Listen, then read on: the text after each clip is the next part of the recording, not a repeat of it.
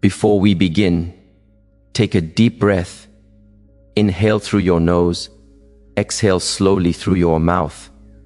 Now listen closely, because what I'm about to share is not about manipulation, but mastery. You've been told that hurting a man's ego makes him hate you. But what if I told you? It's the very spark that can make him obsessed with you.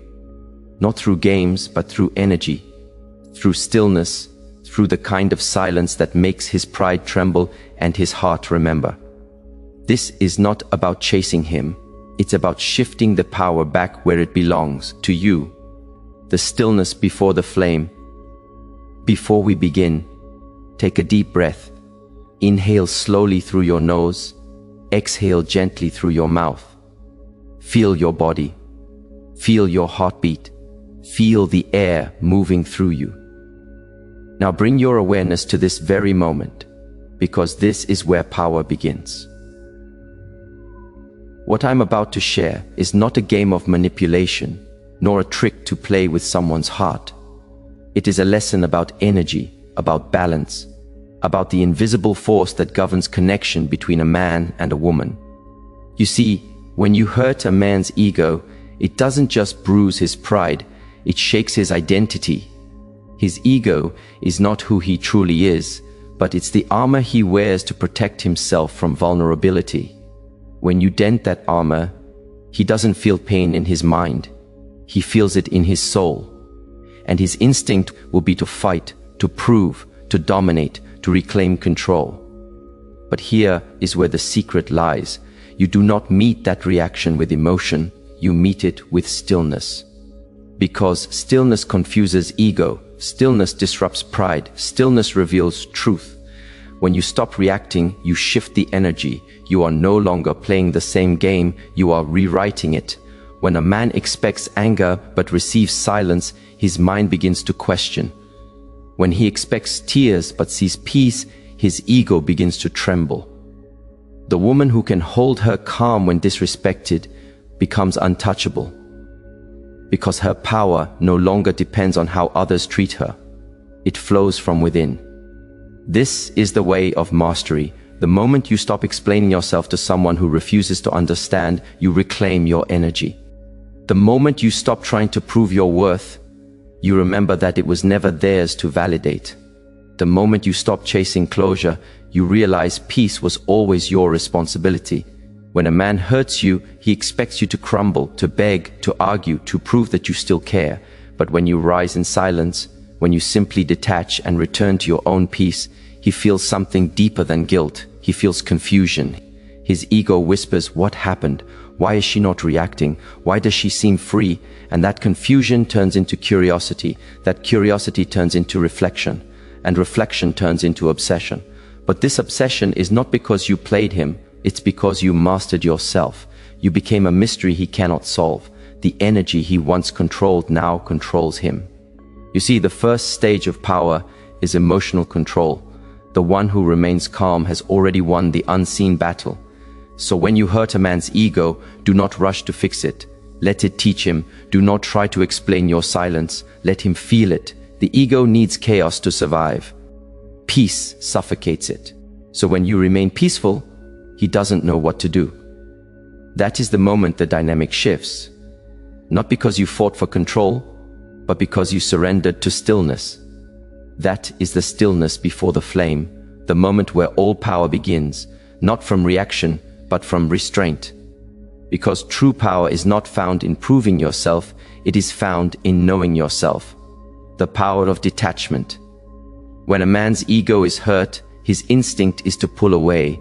He may act as if he no longer cares, as if your presence no longer matters. But remember, this reaction is not strength, it is fear disguised as pride.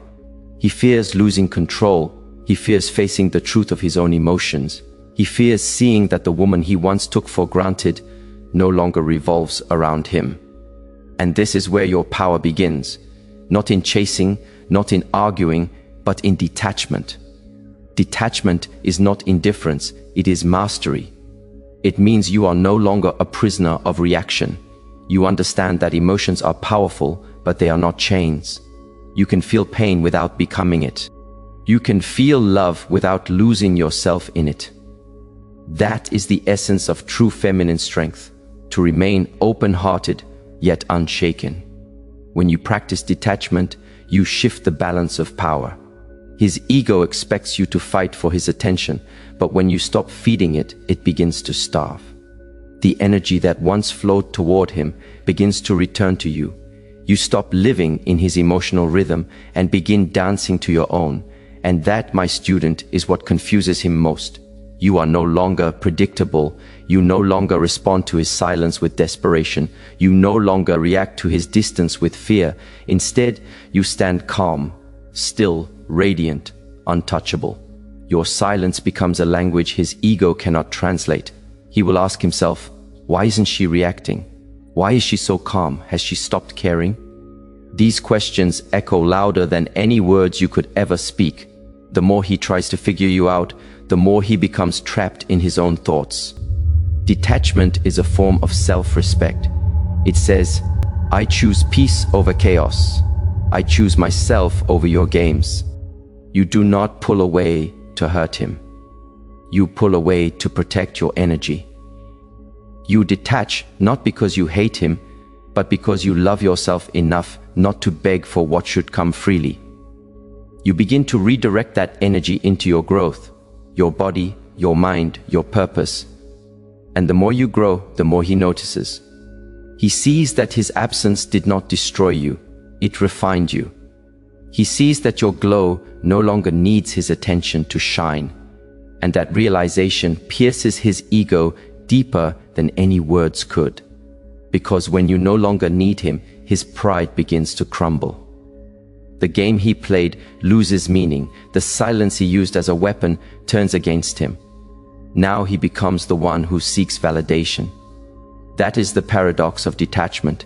It is not about punishing him, but about mastering yourself so deeply that your energy becomes the lesson. The woman who can love yet let go, who can care yet remain calm, who can be present yet unattached. She holds a power no ego can control. This is the art of confusion, not chaos, not cruelty, but quiet mastery. The kind that makes a man realize he can no longer play with you because you have already learned to play only with peace. The art of emotional control. When you hurt a man's ego, the first thing he seeks is your reaction. He wants to see you angry, to see you emotional, to see you crumble, because your reaction validates his sense of control. It feeds the illusion that he still has power over how you feel. But my student, the woman who masters her emotions, masters the entire dynamic. Emotional control is not about pretending you do not care. It's about knowing when to care and when to let go. It is about understanding that your emotions are sacred energy, and not everyone deserves access to them. When you remain calm, when your tone stays soft but firm, when your eyes show no anger but deep understanding, you disarm him completely. Because most men expect resistance. They expect to argue, to defend, to dominate. But what they cannot handle is peace. The silence that follows calmness is louder than shouting. It confuses his ego because it removes the game. Without reaction, he loses control. Without control, his ego begins to panic. He wonders why you are not fighting for him. He wonders if you have already replaced him, or worse, outgrown him. That thought alone begins to haunt him. The secret is this: your emotions are like a river. When you let them overflow in anger, they destroy your peace. But when you channel them with wisdom, they become a current that carries you toward power. Every deep breath you take in stillness becomes an act of strength. Every pause before reaction becomes an act of mastery. The woman who controls her emotions does not suppress them, she transforms them. Pain becomes awareness. Disappointment becomes distance. Silence becomes strategy. You no longer speak to prove your point. You let your energy speak instead. And energy, my student, never lies. When a man sees you calm after he tried to provoke you, he feels something shift inside him. His ego begins to crack. He realizes that the emotional grip he once had is gone. You are no longer a mirror reflecting his chaos. You are a mountain reflecting his weakness, and that terrifies him. Emotional control is the highest form of self-respect. It means you are no longer living as a reaction to others. You are living as a reflection of your own discipline. When he sends mixed signals, you do not chase clarity, you choose peace. When he pulls away, you do not beg, you let him go.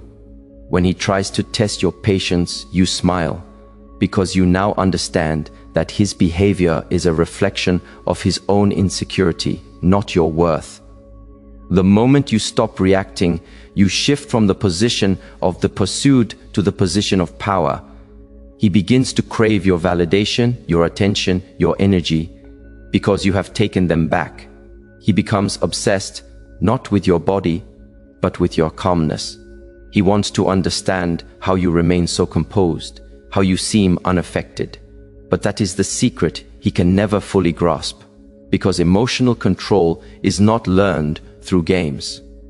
It is born through discipline, through pain, through the decision to never again let anyone pull you away from your center.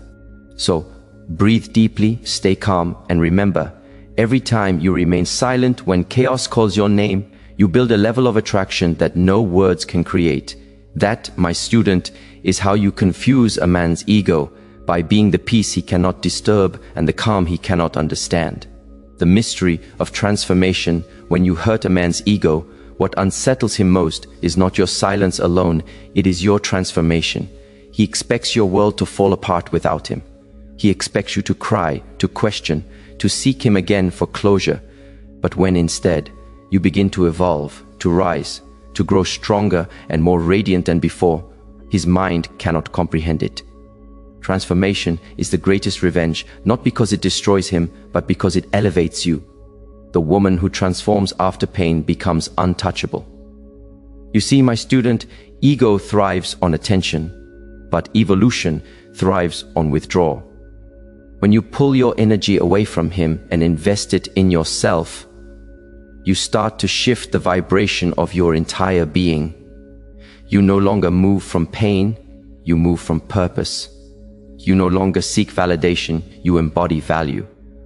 And the moment you begin to elevate, he begins to feel your absence not as silence, but as power. This is where the obsession begins. He starts to sense that something about you has changed. Your energy feels lighter, yet stronger. You no longer chase, yet you glow in a way he cannot ignore. You have become what his ego cannot control and what his soul cannot forget. Transformation does not happen overnight. It is a sacred process of inner rebuilding. You wake up one day and realize that his rejection was the redirection you needed. You start focusing on your growth, your goals, your peace. You refine your mind, strengthen your body, and nurture your spirit. You spend time in solitude not because you are lonely, but because you are aligning with something greater. You begin to dress not to attract him, but to express yourself. You speak not to prove your worth, but to honor your truth. Every action becomes intentional, and that intention radiates confidence.